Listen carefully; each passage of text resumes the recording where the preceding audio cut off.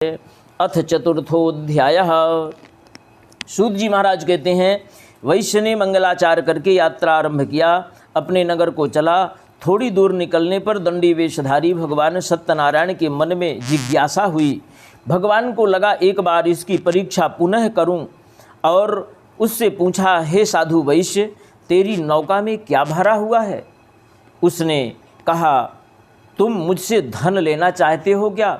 मेरी नौका में तो लता पत्रादिकम चैव वर्तते तरुणौ मम। दोनों नौकाओं में लता पत्रादिक भरा हुआ है। भगवान नारायण से असत्य भाषण किया। भगवान ने कहा, सत्यम भवतु ते वचः। तुमने जो कहा है वह तुम्हारी वाणी सत्य हो जाए। जिस नौका में रत्न भरे हुए थे, हीरे मोती जवाहरात से के भार से नौका पानी में दबी चल रही थी, लता पत्रादिक में परिवर्तित हो जाने के कारण नौका हल्की हो गई, ऊपर उठ गई। उसने देखा है और मूर्छित होकर विलाप करने लगा, दुखी हो गया, शोक करने लगा। उस समय दामाद उसके जमाई ने कहा, पिताश्री, आपने जो उस सन्यासी से, दंडी से जो असत्य भाषण किया है, ये उसी का परिणाम है। हम दोनों चलकर उनसे क्षमा याचना करें। भगवान से प्रार्थना किया है, हे नारायण, आप परम करुणा के सागर हो। आपके प्रभाव को ब्रह्मादिक देवता नहीं जानते। मैं सांसारी प्राणी आपको नहीं पहचान सका। आप मुझे क्षमा कर दें। ऐसा भगवान की स्तुति करने लगा है। भगवान प्रसन्न हुए और भगवान ने कहा, जाओ, तुम्हारा जो मनोरथ है वह पूर्ण होगा। अर्थात उसकी नौका पुनः धन से परिपूर्ण हुई है। नौका को आकर के देखा है, प्रसन्न चित्त होकर नगर को प्रस्थान किया।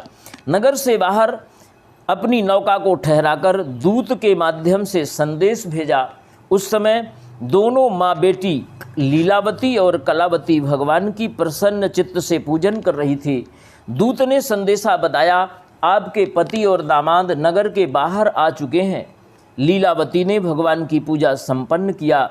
अपनी पुत्री कलावती से कहा, बेटी, मैं पति दर्शन को जाती हूँ, तुम भी पूजन संपन्न कर शीघ्र आना।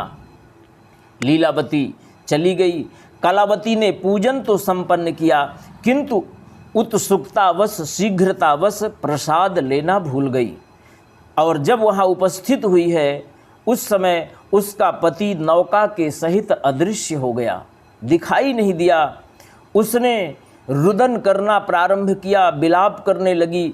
आकाशवाणी हुई है, हे साधु वैश्य, तेरी कन्या ने पूजन तो किया है, किंतु प्रसाद नहीं ग्रहण किया, जिसका परिणाम है इसे पति दर्शन नहीं हो रहा है। जब तक यह प्रसाद ग्रहण नहीं करती, तब तक इसे पति दर्शन नहीं होगा। भगवान सत्यनारायण की कथा में प्रसाद की बड़ी महिमा है। वह घर गई है, प्रसाद ग्रहण करके आई है, उसे पति का दर्शन प्राप्त होता है। साधु वैश्य पूरे परिवार के सहित भगवान की स्तुति किया। भवन में आकर बड़े धूमधाम से बंधु बांधवों के सहित विधि पूर्वक भगवान का पूजन किया, प्रार्थना किया। और तब से प्रत्येक पूर्णिमा और संक्रांति में भगवान की दिव्य पूजा और सत्यनारायण भगवान की कथा श्रवण कर संसार के समस्त सुखों को भोग कर अंत में भगवान के लोक को प्राप्त हुआ।